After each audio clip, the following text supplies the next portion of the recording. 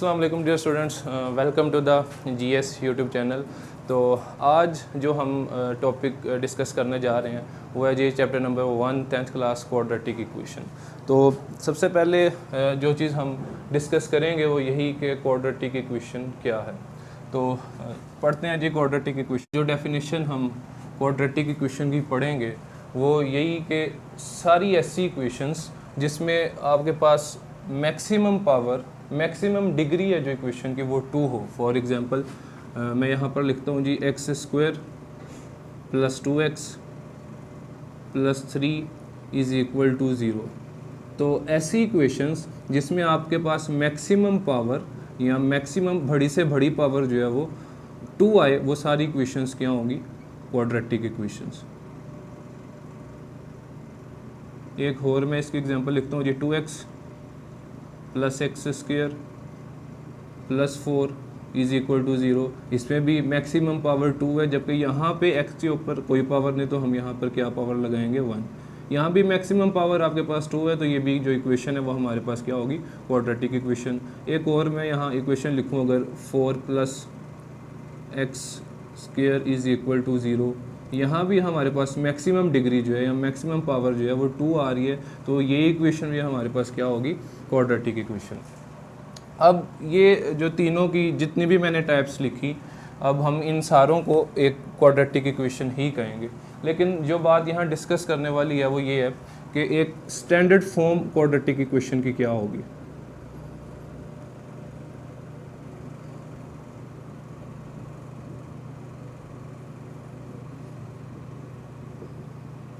कि एक quadratic equation standard form, सबसे पहले तो हम डिस्कस कर लेते हैं कि हम स्टैंडर्ड फॉर्म किसे कहते हैं, कि स्टैंडर्ड फॉर्म क्या क्वाड्रेटिक इक्वेशन में स्टैंडर्ड फॉर्म क्या है।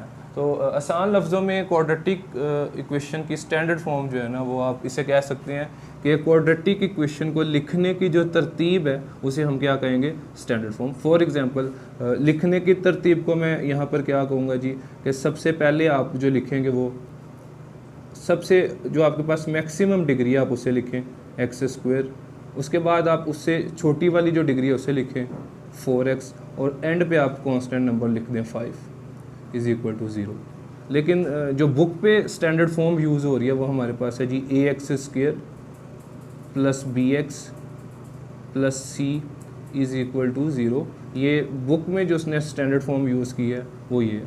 जबकि इसका क्वेश्चन भी आपको पेपर में आ सकता है कि what is the standard form of a quadratic equation. Basically mostly ये शॉर्ट क्वेश्चंस के तौर पे पूछा जाता है। तो आपसे जब पूछा जाए कि what is the standard form of quadratic equation, तो आप ये वाली स्टैंडर्ड फॉर्म लिख सकते हैं उसमें।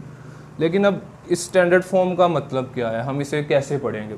तो जैसे कि मैंने पहले बताया कि स्टैंडर्ड फॉर्म का जो सबसे आसान मतलब है वो यही है कि लिखने की तरतीब क्या होगी। एक क्वाड्रेटिक इक्वेशन अगर आपको दी है, जैसे ये यहाँ पर ये सारी ही क्वाड्रेटिक इक्वेशंस हैं, ये भी क्वाड्रेटिक इक्वेशन है, ये भी क्वाड्रेटिक इक्वेशन है, ये भी क्वाड्रेटिक इक्वेशन है। लेकिन जो उसको एक लिखने की तरतीब है, हम उसको लिखेंगे किस तरह से? तो स्टैंडर्ड फॉर्म में हमें यही बताया जाएगा कि आपके पास जो क्वाड्रेटिक इक्वेशन है आपने उसको किस अंदाज में लिखना है। यहाँ पे ए का मतलब कोई भी नेचुरल नंबर हो सकता है, 1 2 3 कुछ भी हो सकता है। बी का मतलब भी नेचुरल नंबर है, 1 2 3, और सी का मतलब भी नेचुरल नंबर है, कोई भी कांस्टेंट हो सकते हैं। यहाँ आसान लफ्ज़ों में मैं दोबारा आपको बताऊं कि स्टैंडर्ड फॉर्म का क्या मतलब होगा। लिखने की तरतीब यही कि सबसे पहले आप स्क्वायर वाली टर्म लिखेंगे, उसके बाद आप लीनियर टर्म लिखेंगे, और उसके बाद आप कांस्टेंट नंबर लिखेंगे। तो जब आप इस तरतीब से क्वाड्रेटिक इक्वेशन को लिखेंगे तो वो जो तरतीब होगी उसे हम क्या कहेंगे? Standard form. कुछ एग्जांपल्स मैं स्टैंडर्ड फॉर्म की यहाँ लिखता हूँ, जैसे एग्जांपल नंबर 1 4x² + 2x + 3 = 0। यहाँ पे जो क्वाड्रेटिक टर्म है वो सबसे पहले है, उसके बाद लीनियर टर्म, उसके बाद कांस्टेंट। अच्छा, अब यहाँ पे हम लीनियर टर्म को भी डिस्कस कर लेते हैं। मैंने लीनियर टर्म के बारे में नहीं बताया कि लीनियर टर्म क्या। तो क्वाड्रेटिक मैथ में हमेशा आप याद रखें, क्वाड्रेटिक हम किसे कहेंगे? क्वाड्रेटिक का मतलब है 2, लीनियर का मतलब यहाँ पर होगा 1, जबकि क्यूबिक का मतलब यहाँ पर होगा 3। तो सारी ऐसी टर्म्स, फॉर एग्जांपल मैं यहाँ पर अगर एक इक्वेशन लिखूँ 4x³ 3x + 9x² + 2 = 0। तो अगर मेरे से ये क्वेश्चन किया जाता है जी बताएं कि इसमें से क्वाड्रेटिक टर्म कौन सी है, तो इसमें ऐसी टर्म जहाँ पे हमारे पास पावर 2 होगी उसे हम क्या कहेंगे, हमेशा क्वाड्रेटिक टर्म। स्क्वायर वाली टर्म्स हमेशा हमारे पास क्या होंगी, क्वाड्रेटिक टर्म्स। सारी ऐसी पावर्स या सारे ऐसे वेरिएबल जिन पे हमेशा पावर 1 दी होगी उसे हमेशा हम कहेंगे लीनियर टर्म्स। और सारी ऐसे वेरिएबल जिन पे हमारे पास क्यूब में पावर या पावर 3 दी होगी उसे हमेशा हम कहेंगे क्यूबिक टर्म्स।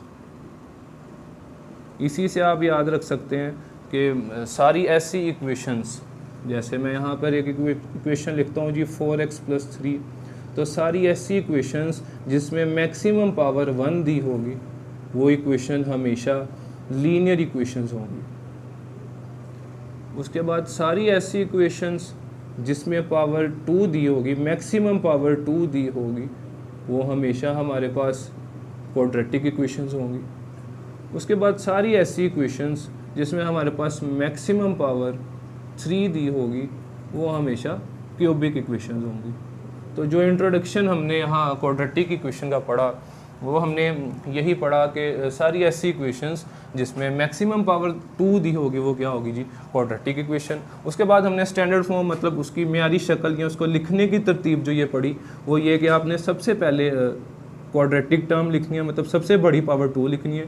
उसके बाद आपने लीनियर टर्म लिखनी है, मतलब 2 से छोटी वाली टर्म 1, और उसके एंड पे आपने कांस्टेंट नंबर लिखना है जो वेरिएबल के बगैर होगा। वेरिएबल का मतलब जो x के बगैर नंबर होगा उसे हम कांस्टेंट कहेंगे, और एंड पे आपने कांस्टेंट नंबर लिखना। तो ये तो इंट्रोडक्शन हमारे पास हो गया क्वाड्रेटिक इक्वेशन का। अब हम आते हैं जी प्योर क्वाड्रेटिक इक्वेशन की तरफ कि प्योर क्वाड्रेटिक इक्वेशन क्या होगी, उसकी स्टैंडर्ड फॉर्म क्या होगी, उसको लिखने का तरीका क्या होगा।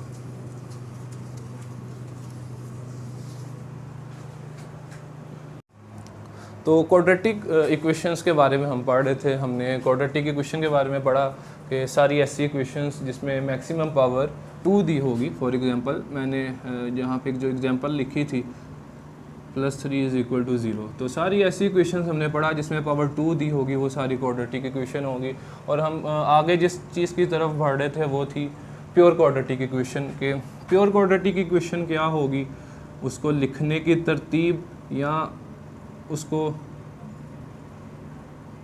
उसकी जो स्टैंडर्ड फॉर्म है वो क्या होगी, या हम उन MCQs को भी डिस्कस करेंगे जो कि प्योर क्वाड्रेटिक इक्वेशंस में इंपॉर्टेंट है या जो पेपर में आपको आ सकते हैं इसमें। तो सबसे पहले प्योर क्वाड्रेटिक की डेफिनेशन को डिस्कस कर लेते हैं यहाँ पर। तो अगर मैं यहाँ एक इक्वेशन लिखूँ 2x² + 4x + 3 = 0, ये जी मैंने एक क्वाड्रेटिक इक्वेशन लिखी। अब अगर यहाँ से हम लीनियर टर्म को निकाल दें, जो x वाली टर्म्स हैं उसको निकाल दें, इसे हम यहाँ से रिमूव कर दें, हमारे पास बचेगा जी 2x² + 3 = 0। तो सारी ऐसी इक्वेशंस जिसमें हमारे पास सिर्फ क्वाड्रेटिक टर्म हो और क्वाड्रेटिक के साथ साथ कांस्टेंट नंबर हो, वो सारी इक्वेशंस क्या होंगी, प्योर क्वाड्रेटिक इक्वेशंस। तो सिंपली क्वाड्रेटिक और प्योर क्वाड्रेटिक में क्या डिफरेंस होगा, जो प्योर क्वाड्रेटिक इक्वेशन होगी उसमें हमेशा लीनियर टर्म जो है वो नहीं होगी। एक और अगर मैं एग्जांपल लिखूं 4x² + 3x + 2 = 0, तो इसमें से आप लीनियर टर्म को निकाल दें, हमारे पास बचेगा 4x² + 2 = 0। तो ये हमारे पास होगी जी प्योर क्वाड्रेटिक इक्वेशन। अब बात करते हैं जी प्योर क्वाड्रेटिक इक्वेशन की स्टैंडर्ड फॉर्म क्या होगी। तो स्टैंडर्ड फॉर्म जैसे हमने पढ़ा था कि क्वाड्रेटिक इक्वेशन के स्टैंडर्ड फॉर्म में हमने पढ़ा था ax² + bx + c = 0। ये तो थी हमारे पास क्वाड्रेटिक इक्वेशन की स्टैंडर्ड फॉर्म। हम अब बात कर रहे हैं प्योर क्वाड्रेटिक इक्वेशन के बारे में। और हमने ये डिस्कस किया कि अगर हम यहाँ से लीनियर टर्म को निकाल दें, एक क्वाड्रेटिक इक्वेशन में से हम लीनियर टर्म को निकाल दें तो हमारे पास जो इक्वेशन बनेगी वो क्या होगी, प्योर क्वाड्रेटिक इक्वेशन। तो सेम यही तरीका जो है वो आप स्टैंडर्ड फॉर्म के साथ करें। हमारे पास एक स्टैंडर्ड फॉर्म दी हुई है, आप इस स्टैंडर्ड फॉर्म में से x वाली जो लीनियर टर्म है, हमारे पास जो x वाली टर्म है इसको आप निकाल दें यहाँ से, तो हमारे पास जो बचेगा वो होगा जी ax² plus C is equal to 0। तो ये हमारे पास प्योर क्वाड्रेटिक स्टैंडर्ड फॉर्म होगी। हाँ, इसको आप इस तरह भी लिख सकते हैं ax² plus B is equal to 0। तो ये हमारे पास आ गई जी प्योर क्वाड्रेटिक इक्वेशन। लेकिन हम एग्ज़ाम के पॉइंट ऑफ व्यू से अगर बात करें कि हमें क्वेश्चन किस तरह से पूछा जाएगा, इसका क्वेश्चन में हमें प्योर क्वाड्रेटिक इक्वेशन किस तरह से पूछी जाएगी। हाँ, आपको इस तरह से पूछा जा सकता है कि जी क्वेश्चन इस तरह से आएगा, विच ऑफ द फॉलोइंग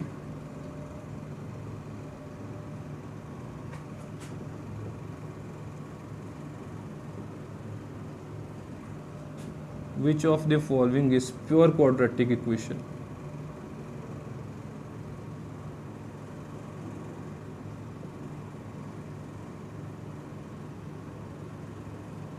नीचे आपको 4 ऑप्शंस दी जाएंगी, जिसमें मैं पहली ऑप्शन लिख लेता हूँ जी x + 4। सेकेंड ऑप्शन में लिख देता हूँ x² + 4x is equal to 0। Third option में लिख देता हूँ जी x² + 2 इज़ इक्वल टू 0। और फोर्थ ऑप्शन में लिख देता हूँ जी नन।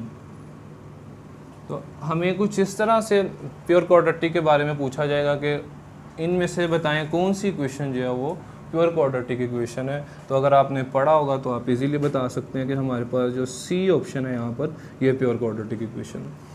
तो एक MCQ जो आपका इंट्रोडक्शन में से पूछा जा सकता है वो यही है कि जी बताएं कौन सी प्योर क्वाड्रेटिक इक्वेशन है। उसके अलावा जो हमने स्टैंडर्ड फॉर्म डिस्कस की, आपसे पूछा जा सकता है कि what is the standard form of quadratic equation. वो हमने पढ़ा कि जो स्टैंडर्ड फॉर्म है क्वाड्रेटिक इक्वेशन की वो है ax² + bx + c is equal to 0। ये आ गई जी स्टैंडर्ड फॉर्म। हाँ, उसके अलावा जो अब हम नेक्स्ट लेक्चर में पढ़ेंगे कि एक अभी तो हमने पढ़ा जी कि ये क्वाड्रेटिक इक्वेशन क्या थी, इसको लिखने की तरतीब क्या थी, इसकी स्टैंडर्ड फॉर्म क्या थी, ये तो हमने डिस्कस कर लिया।